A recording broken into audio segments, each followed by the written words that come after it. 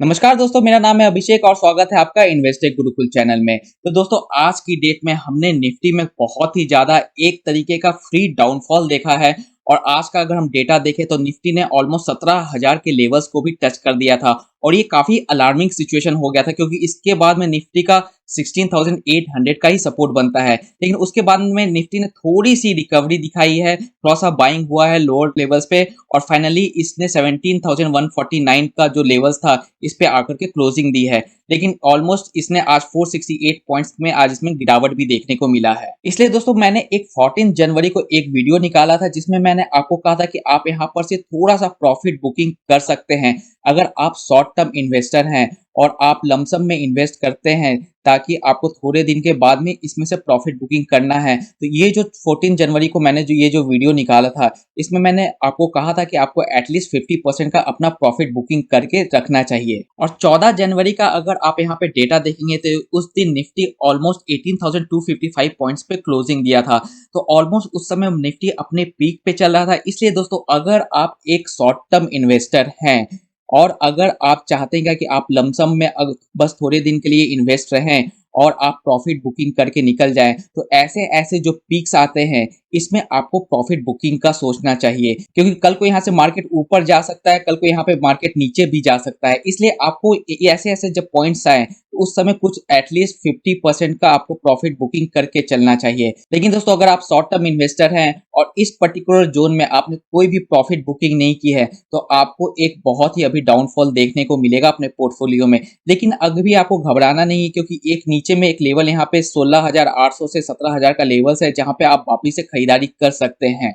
तो आज की वीडियो में दोस्तों मैं आपको रीजंस बताऊंगा कि आखिर किस बेसिस पे ये जो निफ्टी है ये इतना ज्यादा टूटता ही जा रहा है, और कौन से ऐसे सेक्टर्स हैं जिसमें अभी हम इन्वेस्टमेंट कर सकते हैं। अगर आप लॉन्ग टर्म इन्वेस्टर हैं तो ये जो सेक्टर्स और जो भी म्यूचुअल फंड्स मैं बता रहा हूं, तो आप अभी अप्रॉक्स 20% का इन्वेस्टर्स उन सेक्टर्स में कर सकते हैं, उन म्यूचुअल फंड्स में कर सकते हैं। और इसके बाद भी अगर निफ्टी 16,500 के आसपास में आता है, तब आप अपना सेकंड बाइंग उन पर्टिकुलर सेक्टर्स में कर सकते हैं। और दोस्तों, अगर आप शॉर्ट टर्म इन्वेस्टर हैं और अगर आपने 18,200 के आसपास में प्रॉफिट बुकिंग नहीं की है, तो अभी आपको एग्जिट बिल्कुल नहीं करना चाहिए। कोई भी कीमत पे अभी एग्जिट नहीं करना है।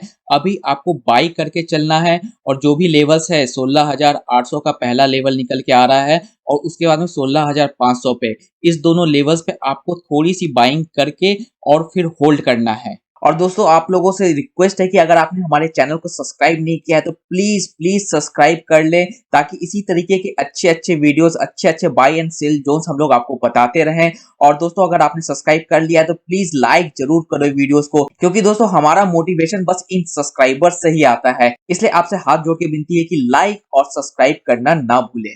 तो दोस्तों, बेसिकली आज मार्केट क्यों गिरा, तो इसके दो ही मेन कारण हैं। सबसे बड़ा कारण है जो ग्लोबल सेंटीमेंट्स है वो काफी ज्यादा वीक थे आज ओवर द इन्फ्लेशन।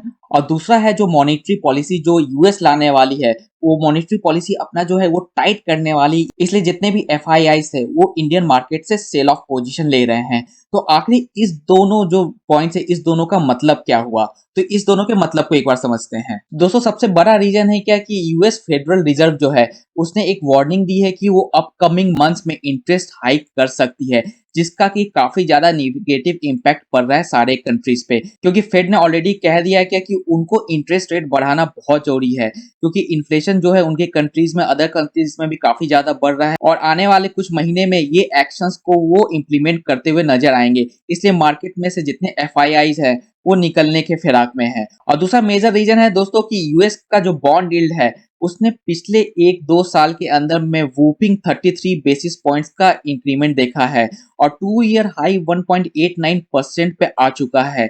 इसलिए जितने भी स्टॉक्स मार्केट में जो भी इन्वेस्ट करते हैं, जितने भी एफआईआई, उन्होंने क्या किया है कि मार्केट तो ऑलरेडी अभी जो है सो ओवर वैल्यूड जोन में है, तो उन्होंने इक्विटी से पैसा यहाँ पे निकाल लिया है, और उसने जो यहाँ पे बॉन्ड्स इंक्रीज हो रहे हैं, इनके रेट्स जो इंक्रीज हो रहे हैं, उसमें जाकर के अपना पैसा इन्वेस्ट करना शुरू कर दिया है। तो ये दो मेजर फैक्टर हैं, एक है यूएस बॉन्ड यील्ड बढ़ना, और दूसरा जो मेजर फैक्टर है वो यूएस फेडरल रिजर्व ने जो इंटरेस्ट रेट्स को हाइक करने का डिसीजन लिया है उसके ऊपर में सेंटिमेंट्स काफी वीक है।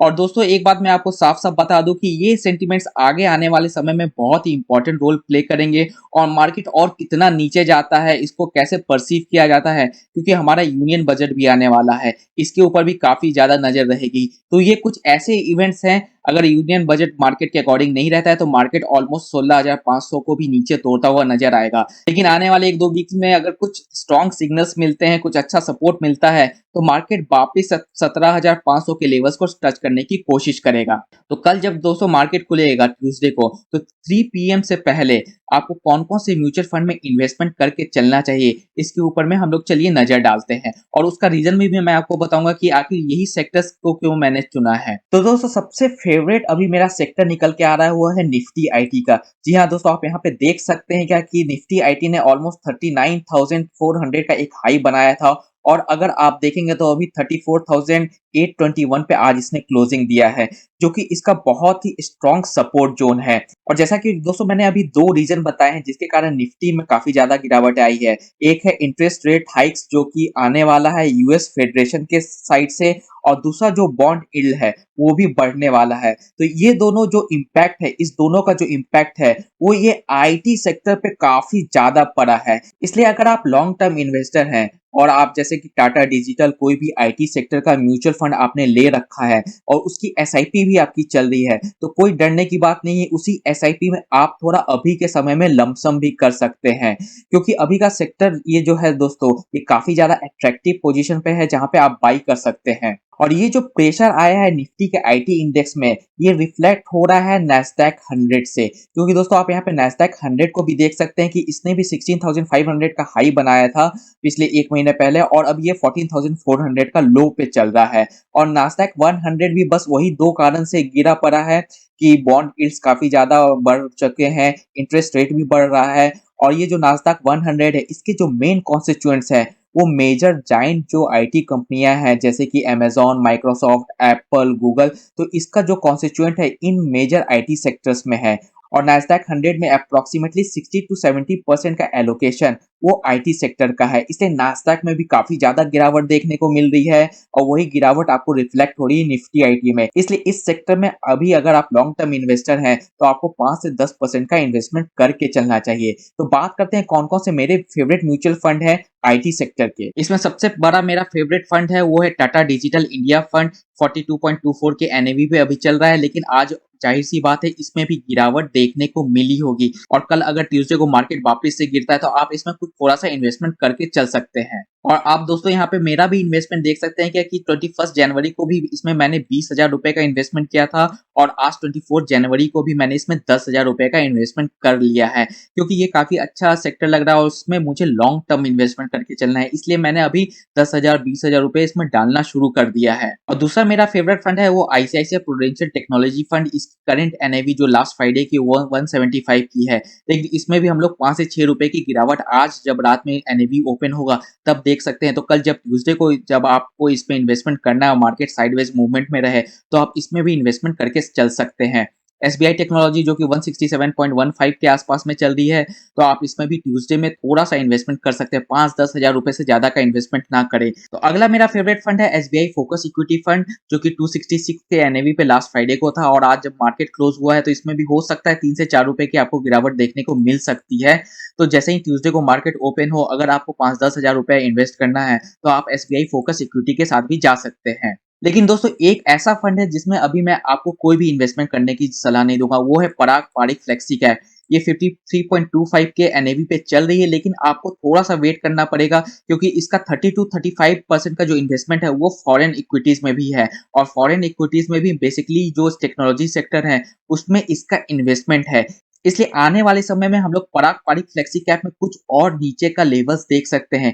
इसलिए प्लीज अगर आप सोच भी रहे हैं कि पराग पारिक में इन्वेस्टमेंट करना है आपको, तो अभी थोड़े दिन के लिए आप इससे दूरी बनाए रखें। अगला मेरा फेवरेट फंड है वो मल्टी कैप कैटेगरी से है, उसका नाम है क्वांट एक्टिव फंड ग्रोथ। इसकी करंट एनएवी 440 की है लास्ट फ्राइडे की जो थी, तो आज हो सकता है इसमें भी 10-15 रुपए की गिरावट देखने को मिल सकती है। और ऐसा भी हो सकता है दोस्तों कि आज ये 425 के एनएवीज के आसपास में आ जाए। अगर रात में ये 425 के एनएवी पे आ जाए तो आप इसमें अपना टोटल इन्वेस्टमेंट का 10% इन्वेस्ट कर सकते हैं और इसका सबसे ज्यादा सपोर्ट लेवल निकल के आता है वो 410 के आसपास में, जिसमें ऑलरेडी मैंने इन्वेस्टमेंट किया है। लेकिन अगर आप इसको 420 से लेकर के 426 के बीच में भी खरीदते हैं तो ये आपका अच्छा बाई होगा।